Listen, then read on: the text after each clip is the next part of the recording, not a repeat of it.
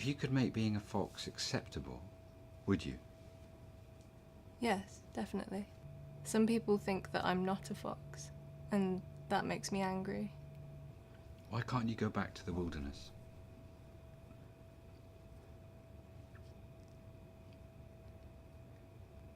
I don't know the way. Would you like to introduce yourself? Hello, my name is Ruth, and I've been living as a fox for 21 years. Whoa, 21 years. Yeah. That's a long time. And you're 21. Yeah, I'm She's actually just 16. She could be 42. So tell us a little bit about the experience of having a camera crew in your life, because I imagine it was quite rural and quiet. So what made you decide to let people film you?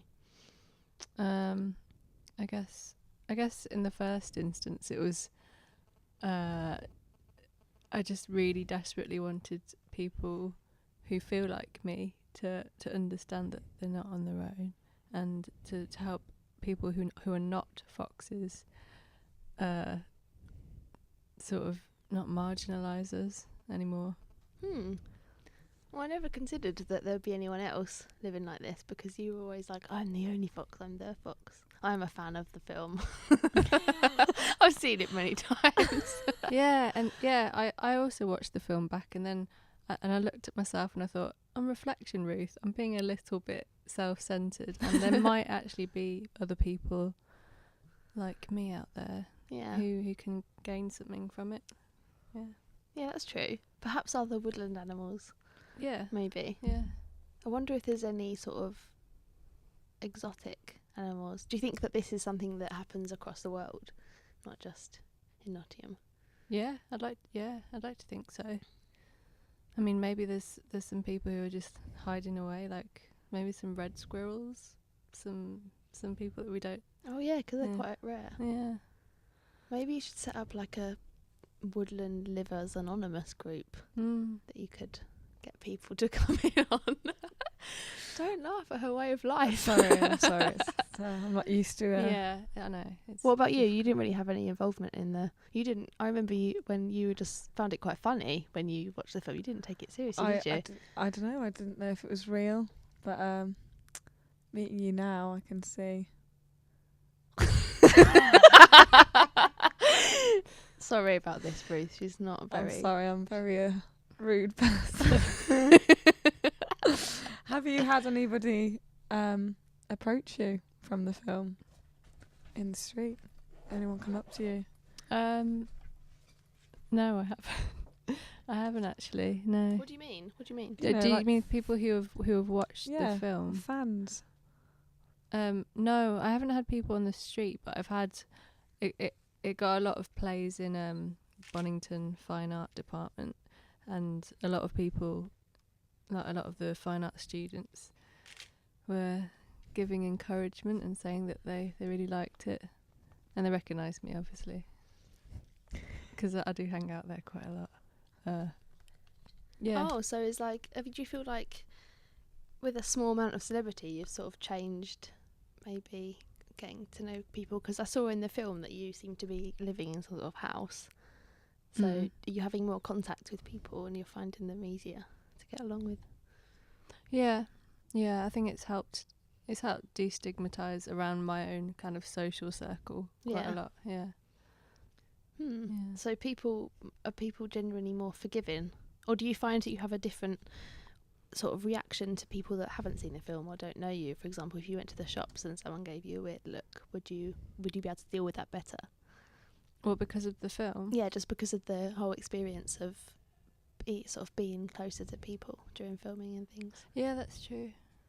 Yeah, it was one of the first time, like that filming experience was one of the first times that I'd got close to a human, like in that kind of intimate way. Like the camera woman had her eyes on me all the time. So what about during filming then? Did you have any like funnies or like food or something that you had to do differently? Was it long days? It was, but it, like, obviously obviously the idea of the film was to kind of get a snapshot of what I do every day, so I didn't have to really change that much of like an everyday scenario in order to fit in filming. But it was quite intense at times. Like I felt quite bad one evening, and I just had to sit and watch Fantastic Mr. Fox because it's quite comforting to me. And even then the camera was there, but I don't know, like it's good that it captured the down days as well. Yeah, that's true. And have you got more of an affiliation with Sainsbury's now, because it was your aspiration to sort something out with that? Yeah, I'm hoping to get something in the pipeline with that. Like I've drafted up a letter to the manager of my local one.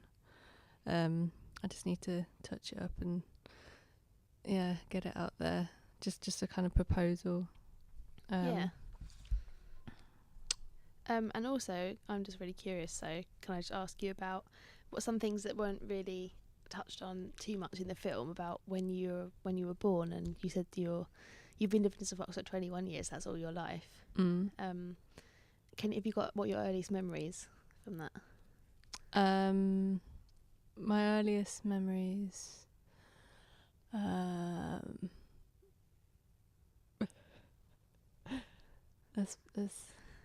it's quite personal. I don't actually have a very good memory, which is strange because, well, it's not that strange. I mean, people don't have very good memories.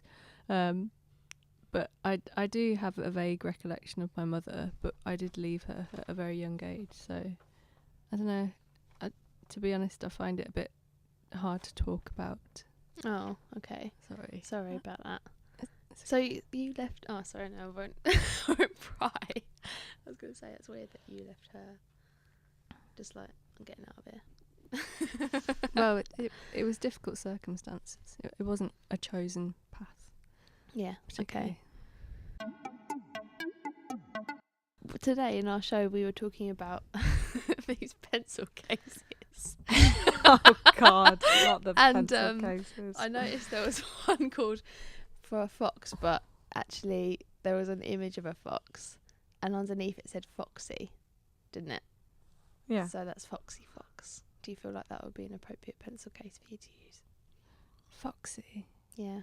Sounds a little bit derogatory. Foxy. Or Does it? Or was it an innocent child's pencil case? It was an innocent child's plasticky pencil case. But yeah. I mean, because we could get one of those in for you. Yeah, that sounds but great. We don't do competitions, I'm afraid. So you have to. So we can pay for it. We can point you to a Smith's. You can just. I don't know if they're even available anymore. Sorry about that. Ow! I just hit my head. I'm so confused by your lifestyle because you just eat from the nature, but then you really like Sainsbury's. Yeah, I think. Yeah, it's conflicting because but I think it's only Sainsbury's that I've made allowances for, like Tesco, Waitrose. I don't like. I'm just not interested. I think it's something to do with the kind of warmth and the oranginess. Yeah. That I will allow Sainsbury's. Also, Victoria Centre Market does some really good nuts for a very good price. So I do sort of, in order Other to... nuts are available. Yeah, yes, of course. In order to sort of stay healthy, I have to sort of delve into the human lifestyle at times. Yeah. Yeah. But do you sometimes feel a bit like, you know, when you eat some chocolate and it's really good and then later on you're like, oh, I shouldn't have done that when you go to Sainsbury's? Do you ever feel like, oh, I should have stayed in the forest? What? Like after you've been to Sainsbury's? Oh, right. Well, I guess, yes, I do feel like that. And that is the idea with me trying to persuade Sainsbury's to open a supermarket that caters more specifically for foxes. Yeah. I can see like a whole market section with different like woodland animals and stuff going on there. But Tesco's definitely not allowed. That will clash too much with your face. I don't think you should go to Tesco. The blue and bleh. Yeah, it's far too cold. Yeah. Lidl. Morrison. There isn't really a Lidl. There's not a Morrison's or a Lidl. I don't think. Morrison's is. There is. Where's Morrison's?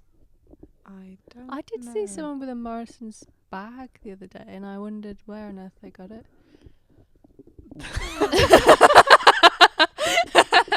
Where did you? Where did they get that Morrison's bag? Has it been mothering you? I would have gone out to ask. What's your favourite film? Oh, Fantastic Mr. Fox. Mm. Yeah.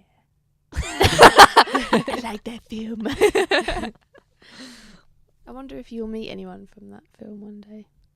I hope so. Yeah. I'd love to meet, even though he is a human, I would love to meet Mr. Wes Anderson, who made the film. Mm. Yeah. I feel like he maybe knows a little bit more than other humans about our kind of lives. Yeah. Maybe you could write to him. Yeah. We could get him on. We could get him on. We can get him on the show, right? Yeah. Really? I know him. You know him? Yeah. Shit, she knows him. You know Wes Anderson? Yeah. Oh my god. I know. We'll get him down. How do you know him? Just from radio shows. You know. Have you worked on other radio shows before? Pardon? Have you worked on other radio shows? Yeah, I worked on loads. Didn't know that, did I? BBC Radio 6 have me on a Sunday evening. Who's that? BBC Radio 6. What? You've been on Six Music? Have you been on Gem? Yeah. No wonder you're going on about it so much. Gem. Yeah, I'm just trying to promote Gem. Because I'm taking over the whole company. Well, thank you for joining us today, Ruth. It's been lovely. We hope that you will buy a With It Foxy Fox pencil case. Yeah. Possibly available from Smith's, but probably not. Be back next week. See you next week. See you next week. See you next Hope you enjoyed the week. special Foxcast. The what? Special Foxcast. La, la, la, la. Bye bye.